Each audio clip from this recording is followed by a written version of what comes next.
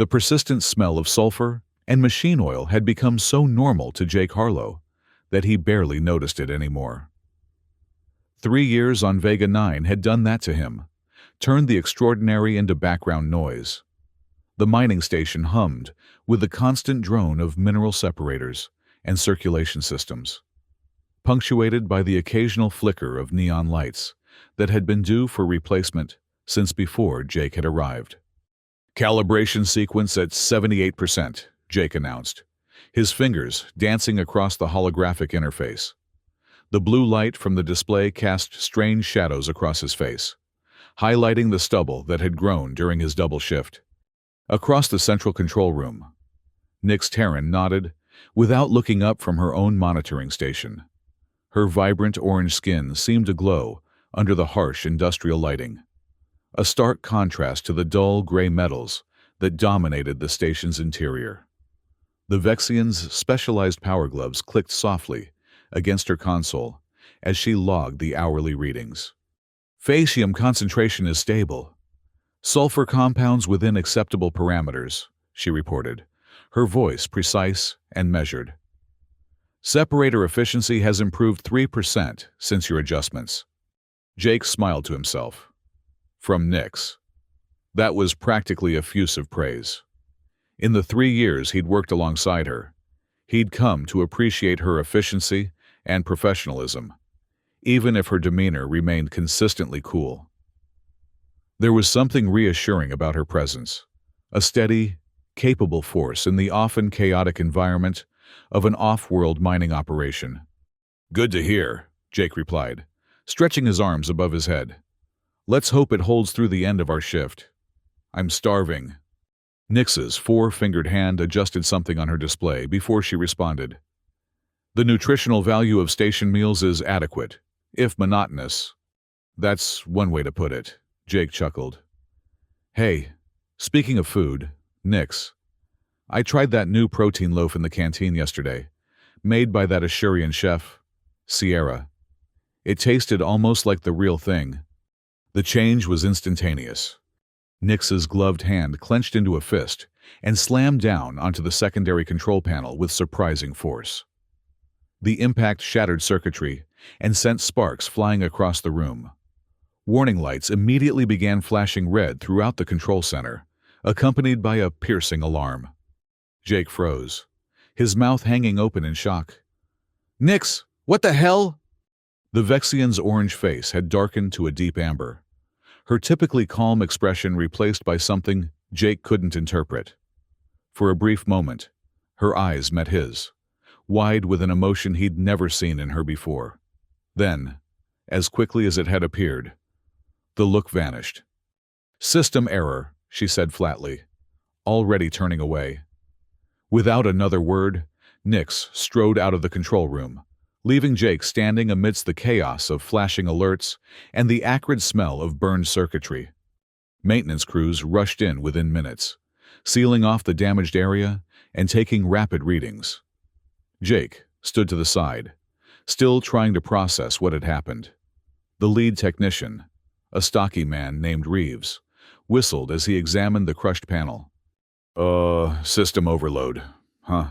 Reeves muttered, scanning the damage with a handheld diagnostic tool. "Funny how it looks like someone took a sledgehammer to it." He glanced at Jake with a raised eyebrow. I'm not sure what happened," Jake said, knowing how unconvincing he sounded. "It just failed." Reeves shrugged. "Well, whatever failed. It's going to take at least a day to replace these circuits. You'll need to file an incident report with Supervisor Krell." Jake nodded absently, his thoughts still fixed on Nyx's inexplicable reaction. In 3 years, he'd never seen her lose control, not during pressure drops, not during the methane leak last year, not even when that drunk traitor had tried to grab her during the supply exchange. What could he possibly have said to trigger such a response? The remainder of their shift passed in uncomfortable silence. Nyx returned after 30 minutes, taking up position at a different console, as far from Jake as the control room would allow. He caught her glancing in his direction several times, but whenever he tried to meet her gaze, she quickly looked away. Jake felt a knot forming in his stomach. Had he somehow offended her? Was it something about Ashurians? Or about Sierra specifically? He replayed their conversation in his mind, unable to identify anything that could have prompted such an extreme reaction. "You've really done it now, Harlow," a familiar voice whispered from behind him as their shift finally ended. Jake turned to find Morgan Clyde, the station's chief geologist, and one of the few people he considered a friend on Vega 9. The short, wiry woman had a knack for station gossip and a surprising knowledge of alien cultures. "Done what?" Jake asked, keeping his voice low as they walked toward the exit, carefully maintaining distance from Nix. Morgan chuckled, her eyes twinkling with amusement. "Mentioned another female to a Vexian who's been sending you mating signals for months." Jake nearly tripped over his own feet. "What? Nix? Mating signals?" He shook his head vigorously. "No way. She barely tolerates me." Morgan rolled her eyes. "For someone so good with machines, you're spectacularly bad at reading people. Or aliens, in this case." They stopped at the hydration station, and Morgan filled her canteen while continuing in a hushed tone. "Vexians express attraction through protective behaviors and practical care, but they keep their feelings deeply hidden. It's cultural. Stems from their evolutionary past when they had limited telepathic abilities." Jake frowned, trying to process this information. "But Nix has never shown any interest." "Oh no," Morgan counted off on her fingers. "She adjusts the environmental controls whenever you're on shift to your preferred temperature. She physically stepped between you and that drunk traitor who tried to pick a fight last supply day. She's volunteered for every dangerous maintenance check that would have been assigned to you for the past year." Jake's mind raced back through countless small moments that he'd never given a second thought. The way Nix always seemed to know when he was running low on hydration tablets and would wordlessly slide her extras across the console. How she'd recalibrated his scanner to reduce eye strain after noticing him squinting. The time she'd stayed 4 hours past her shift when he'd caught that respiratory infection. "Those are just professional courtesies," he said weakly, though doubt was already creeping in. Morgan shook her head. "For a Vexian, those are flashing neon signs saying I'm interested in you. And then you casually mentioned another female making something special for you." She whistled. "In their culture, that's like a slap in the face." "I had no idea," Jake groaned, running a hand through his hair. "What do I do now?" "When a Vexian's fire flares, that's what they call extreme jealousy. It means their feelings run deep." Morgan explained. "The fact that she broke the panel instead of your nose is actually a good sign. She cares about you enough to direct her anger elsewhere." Jake was about to respond when his communication device chimed. The message was brief and ominous. "Harlow and Terran, report to Supervisor Krell. 100 tomorrow." Morgan grimaced sympathetically. "Good luck with that. Krell doesn't take equipment damage lightly." Sleep eluded Jake that night. He tossed in his narrow bunk, replaying his interactions with Nix over the years, seeing them in a completely new light. Had she really been attracted to him all this time? And if so, how could he have been so oblivious? By morning, Jake had made a decision. He would protect Nix, regardless of the consequences. It was the least he could do after unknowingly hurting her. Supervisor Krell's office was a model of utilitarian efficiency. Bare metal walls, minimal furnishings, and a large display showing real-time mining operations. Krell himself matched his environment. Tall, lean, and perpetually stern, with short cropped gray hair and eyes that seemed to catalog every detail for future reference. Nix was already seated when Jake arrived, her posture rigid, eyes fixed straight ahead. She didn't acknowledge his entrance. "Sit down, Harlow," Krell said without preamble, gesturing to the empty chair beside Nix. "I've reviewed the preliminary damage report from yesterday's incident. A critical control panel was destroyed, resulting in a temporary shutdown of mineral separation in Section 4. Repair costs are estimated at 7,000 credits, not counting lost production. His cold gaze shifted between them. The system logs indicate a catastrophic physical impact, not an electronic failure as initially reported. Would either of you care to explain? Before Nix could speak, Jake leaned forward.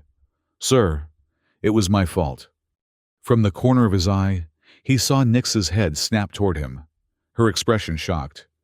I was calibrating the separator wrong, Jake continued steadily. When the readings wouldn't stabilize, I got frustrated and hit the panel. I never intended to damage it, but I lost control. It won't happen again. Krell's eyes narrowed. You've been on this station for 3 years.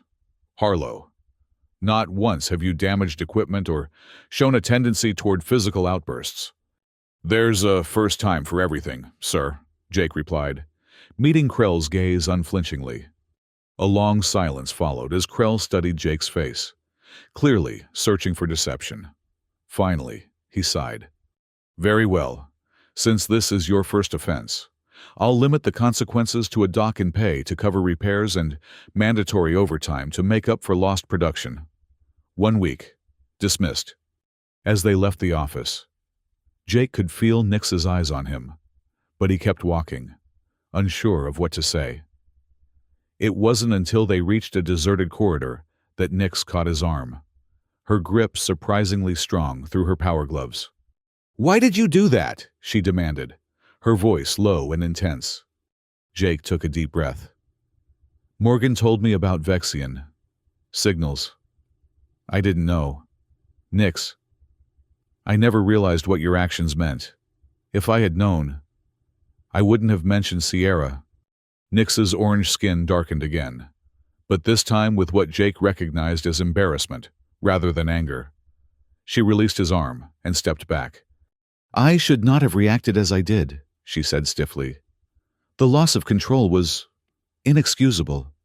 No, I'm the one who should apologize, Jake insisted.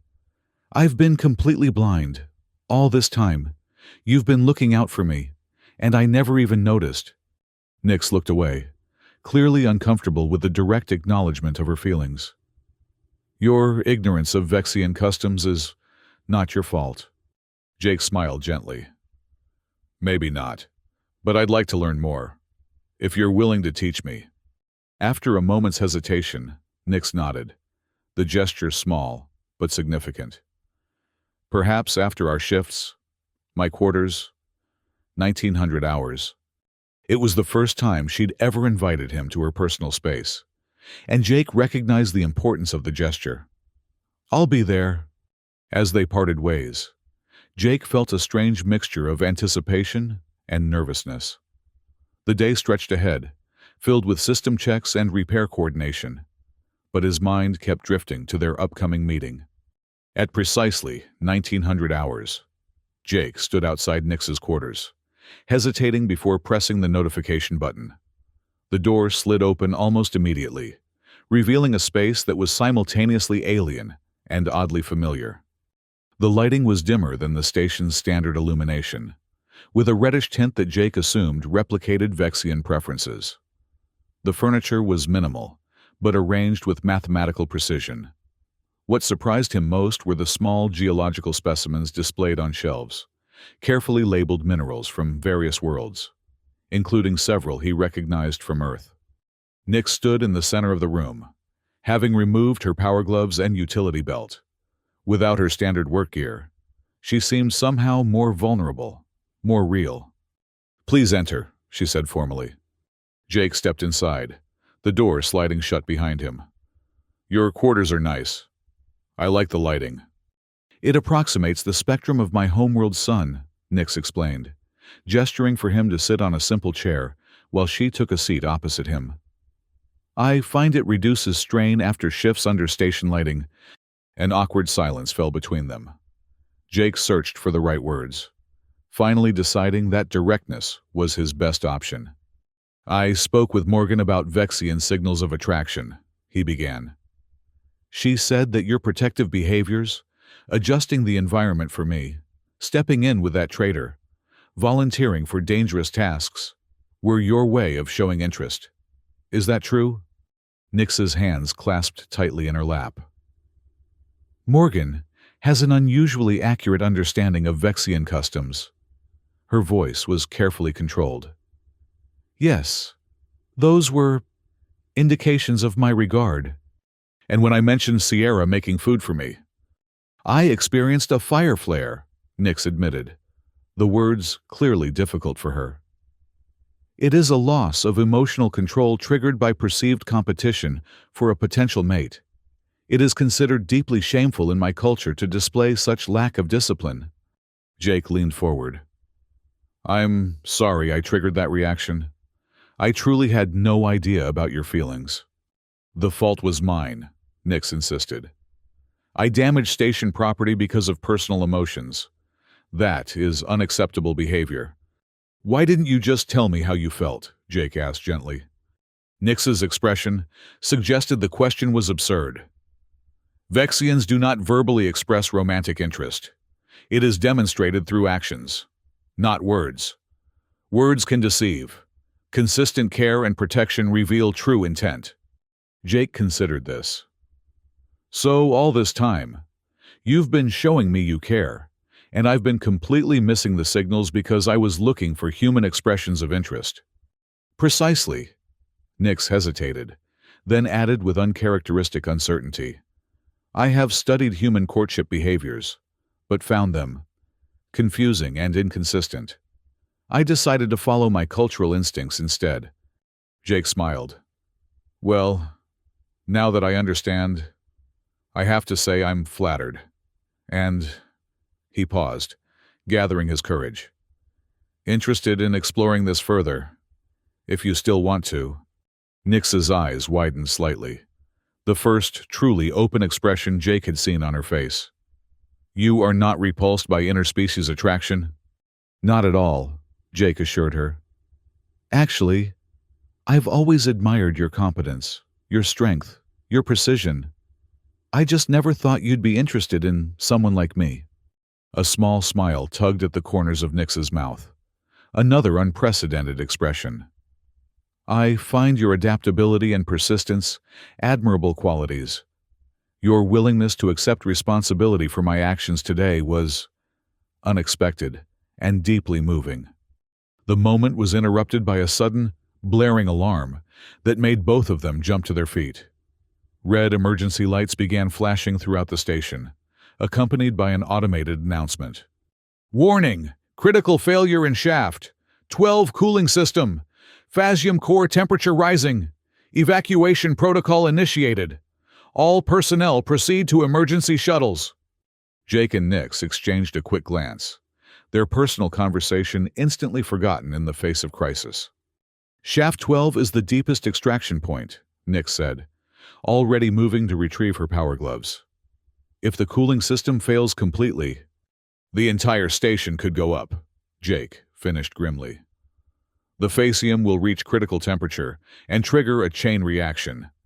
Instead of heading toward the evacuation routes, they both moved instinctively in the direction of Shaft 12. Alarms continued to wail as they navigated the increasingly chaotic corridors, passing crew members rushing in the opposite direction. We should evacuate with the others, Nix said, though she made no move to change course. Jake shook his head. We know these systems better than anyone else on this station. If we don't intervene, everyone's at risk. As they approached Shaft 12, the temperature rose noticeably. Emergency containment doors had already sealed several sections, forcing them to take maintenance tunnels to reach the primary cooling control room. Status? Jake called out as they entered the sweltering space. The monitoring screens showed critical alerts across all systems, with core temperature readings climbing rapidly into the danger zone. Nix moved to a secondary console, her gloved fingers flying across the interface. Cooling pumps are offline. Backup systems failed to engage. Shaft pressure is building. Jake pulled up the system diagnostics, searching for the source of the failure. This doesn't make sense. The primary and backup systems shouldn't fail simultaneously unless they were programmed to fail, Nix finished, her eyes narrowing as she examined the code, scrolling across her screen. These are not random errors. The cooling system is responding to false data. Jake's stomach dropped as realization hit him. The damaged control panel. Someone used it as an entry point to sabotage the station. They had no time to dwell on implications. The temperature continued to rise, and warning indicators showed the extraction mechanism was still active, drawing more facium into the overheating shaft. "We need to stop the extraction arm and reinitialize the cooling system manually," Jake said, grabbing a portable terminal. "I'll try to override the contaminated code from here. You need to get to the mechanical junction and physically disconnect the extraction mechanism." Nix nodded, already moving toward the access ladder that would take her deeper into the shaft. "Be careful, Jake. The radiation levels will rise as the facium heats."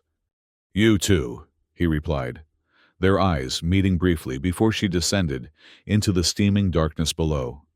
Jake turned his attention to the corrupted system, fingers racing across his terminal as he isolated the sabotaged protocols and began constructing workarounds.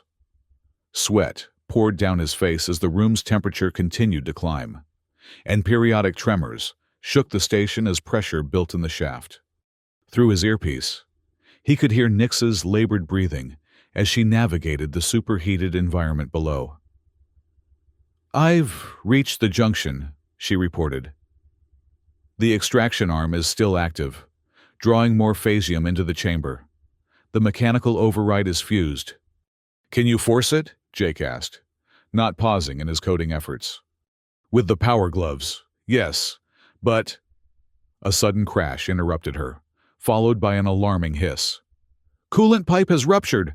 My leg is trapped under a pressure valve!" Jake abandoned his terminal instantly. "Hold on! I'm coming down!" He grabbed an emergency radiation suit from the wall cabinet, knowing it would provide only minimal protection against the conditions below. The ladder rungs burned through his gloves as he descended into a hellscape of steam and flashing emergency lights. The scene at the bottom was chaotic. Coolant vapor filled the air, partially obscuring his view. The mining apparatus continued its relentless operation, pulling glowing facium ore from the planet's depths and feeding it into processing chambers that were now dangerously overheated. Nix lay pinned beneath a fallen pressure valve, her orange skin visibly blistered where coolant had splashed her. Despite her injury, she was still trying to reach the extraction control with her power gloves. "Stop moving!" Jake shouted over the noise of escaping steam and groaning metal. "You'll make the injury worse!" He maneuvered carefully across the unstable flooring, assessing the situation. The valve was too heavy to lift directly, but if he could redirect the pressure— A secondary explosion rocked the chamber, sending sparks cascading around them. Through the communication system, they could hear evacuation updates. The last shuttles were preparing for departure. "Leave me and complete the override," Nix insisted, her voice strained with pain. "The station is more important than one crew member." "Not happening," Jake growled, locating a service jack nearby. He positioned it carefully beside the valve and began pumping the lever, gradually creating enough space for Nix to pull her injured leg free. As soon as she was clear, Jake helped her to a safer position before turning his attention to the extraction mechanism. The control panel was partially melted, but the emergency shutdown lever remained intact. With a grunt of effort, he pulled it downward, finally halting the flow of new facium into the overheating chamber. "Can you walk?" he asked, returning to Nix's side. She attempted to stand, but immediately collapsed when putting weight on her injured leg. "No, the damage is significant." Without hesitation, Jake lifted her, draping her arm across his shoulders. "Then I'll carry you. But first we need to restart the cooling system manually." Working together despite Nix's injuries, they managed to reset the auxiliary cooling pumps. Almost immediately, white steam began to fill the chamber as the superheated systems came into contact with the coolant. "Now we need to get out," Jake said, supporting more of Nix's weight as they moved toward the exit ladder. "Can you climb?" Nix shook her head, her face contorted with pain. My leg cannot support weight. You should go ahead. Not a chance, Jake interrupted, then turned and crouched. Get on my back. The journey up the ladder was excruciating. Jake's muscles screamed in protest as he climbed rung by rung, carrying both Nix and the weight of his radiation suit. The heat was suffocating, and warning sensors on his suit indicated dangerous radiation levels. A series of smaller explosions echoed through the shaft as they neared the top, the structure shuddering ominously around them. With a final surge of desperate strength, Jake pulled them both through the access hatch and collapsed onto the floor of the control room. Alarms were still blaring, but the immediate crisis indicators had begun to subside. Through the monitoring system, they could see temperature readings gradually decreasing as the cooling system reasserted control. We did it, Jake gasped, his lungs burning with each breath. Nix's hand found his, gripping it with surprising strength despite her injuries. Yes, she agreed simply. They were still lying there when the emergency response team found them 10 minutes later. The medical bay was a blur of activity, as doctors and automated systems worked to treat radiation exposure and physical injuries.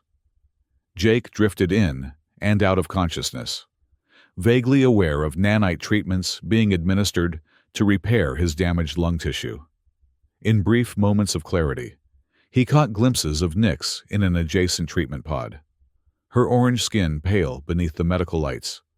When he finally regained full consciousness, the first face he saw was Supervisor Krell's, standing at the foot of his medical bed with an unreadable expression. How's Nix? Jake asked immediately, his voice hoarse. Technician Terran is stable, Krell replied. Second-degree burns to 20% of her body, and a compound fracture in her right leg. The nanite therapy is progressing well. She'll recover. Relief flooded through Jake. And the station? Secure, thanks to your intervention. Krell's expression hardened. Which brings me to the reason for this visit. We've uncovered some concerning information during the investigation. Jake tried to sit up, wincing as pain shot through his chest. What kind of information? Krell activated a handheld display. System logs show that the secondary control panel that was damaged during your shift was reconnected approximately 2 hours later and used to upload falsified code to the cooling system. The code was designed to trigger a cascading failure that would cause maximum damage to the Facium stores. Jake frowned. Someone used the damaged panel as an access point for sabotage? Precisely, Krell confirmed. Initially, I suspected you or Technician Terran might be involved, given your earlier claim about damaging the panel. But the timeline doesn't support that theory. Neither of us would ever endanger the station, Jake said firmly. Krell studied him for a moment. No, I don't believe you would. Especially considering your actions during the crisis. He paused. Which raises another question. Why did you claim responsibility for damaging the panel when it was clearly Technician Terran who did so? Jake hesitated, caught off guard by the direct question. Nix's voice came from the doorway, startling them both. He was protecting me, she said, leaning heavily on a support frame as she entered the room. Against medical advice, she had left her treatment pod to join the conversation. I lost control and damaged the panel in a moment of personal distress. Jake took the blame to shield me from consequences. Krell's gaze shifted between them, understanding dawning in his eyes. I see. So he claimed responsibility because you had protected him in the past. Yes, Jake confirmed, meeting Nix's eyes. She's always looked out for me. I was just returning the favor. But to be clear, Nix added firmly, neither of us had anything to do with the sabotage. I merely damaged the panel. I did not tamper with its functions afterward. Krell nodded slowly. Our investigation supports that. Security footage shows Sierra Navis, the new Ashurian chef, accessing the damaged panel during evacuation drills. She disappeared during yesterday's emergency, but port authorities on Proxima Station apprehended her attempting to sell stolen Facium samples. She's confessed to working for the Orion Syndicate. Jake and Nix exchanged shocked glances. The very person Jake had mentioned, triggering Nix's jealousy, had been a saboteur all along. The station security protocols clearly need revision, Krell continued. Once you've both recovered, I want you to head up the new Security Oversight Committee. You've proven your dedication to the station's safety, and your combined expertise will be valuable in preventing future incidents. After Krell left, a comfortable silence fell between Jake and Nix. Finally, Jake smiled weakly. So, I guess Sierra wasn't worth getting jealous over after all. A small smile touched Nix's lips. Perhaps not, though my reaction was still inappropriate. Medical says we'll both need at least 5 days of recovery before returning to duty, Jake said, changing the subject. Maybe we could use that time to get to know each other better. When we're not saving the station from imminent destruction. Nix considered this, then nodded with unexpected formality. That would be acceptable. In fact, I propose we use the time to conduct a proper Vexian compatibility assessment. A what? Jake asked, intrigued. A structured process to evaluate potential long-term pairing, Nix explained. It includes intellectual exchange, shared meals, physical coordination challenges, and mutual performance evaluation. Jake couldn't help but laugh. On Earth, we just call that dating. Dating lacks systematic assessment criteria, Nix pointed out, though her tone held a hint of amusement. The Vexian approach is more efficient. Well, I'm game if you are, Jake said, smiling at her. After facing death together, a compatibility assessment should be easy. The next 5 days passed in a rhythm, unlike anything Jake had experienced before. True to her word, Nix approached their time together with methodical purpose, but Jake discovered layers to her personality that had been hidden beneath her professional exterior. On the first day, they engaged in what Nix called intellectual exchange, sitting face to face in her quarters, sharing their core values and life philosophies. Jake spoke about his belief that meaningful connection gave purpose to existence. Nix revealed that in Vexian culture, strength was valuable only when used to protect others. That's why I've been protecting you, she admitted quietly. It's the highest expression of regard in my culture. The second day brought a shared meal. Jake introduced Nix to his favorite Earth pasta dish, while she prepared a Vexian protein blend that, despite its alarming color, tasted surprisingly good. It's designed to stimulate all 5 Vexian taste receptors, she explained, as Jake cautiously took a second bite. Humans have fewer receptors, but more intensity in each category. It tastes like cinnamon and battery acid had a baby, Jake observed, making Nix laugh, a sound he'd never heard before and immediately wanted to hear again. On the third day, despite still recovering from their injuries, they ventured on a gentle physical challenge, a careful walk along a ridge near the station, with Jake supporting Nix as she navigated the terrain on crutches. They studied the geological formations together, Nix explaining the mineral composition, while Jake shared stories of Earth's natural wonders. The fourth day was dedicated to what Nix called cooperative problem solving. They analyzed security logs together, identifying vulnerabilities in the station's protocols, and designing improvements. Their working styles meshed surprisingly well, with Jake's creative approaches complementing Nix's methodical analysis. On the 5th and final day of their recovery period, Nix formally presented her compatibility assessment. Based on comprehensive evaluation criteria, we are highly compatible, she announced, sitting across from Jake in the station's small observation lounge. Beyond the reinforced viewport, Vega 9's twin moons cast silver light across the planet's sulfurous atmosphere. Is that your way of saying you want to keep dating? Jake asked, smiling. Nix nodded, her expression unusually open. I wish to continue our relationship with the intention of evaluating long-term partnership potential. There are still many cultural differences to navigate, but I believe we have established a sound foundation, Jake reached across the table, taking her hand in his. "I'd like that too. And I promise never to mention other females making food for me again."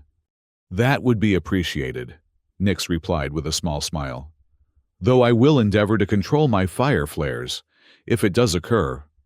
The next morning, they reported for duty together, both officially assigned to the new Security Oversight Committee. Supervisor Krell briefed them on their responsibilities, emphasizing the importance of their work. "After the Orion Syndicate's attempted sabotage, we need to review every protocol, every access point," he explained. "You two have demonstrated your value to this operation. Now, make this station the safest in the system." As they left Krell's office, he called after them. "And keep your personal relationship out of work hours. Understood?"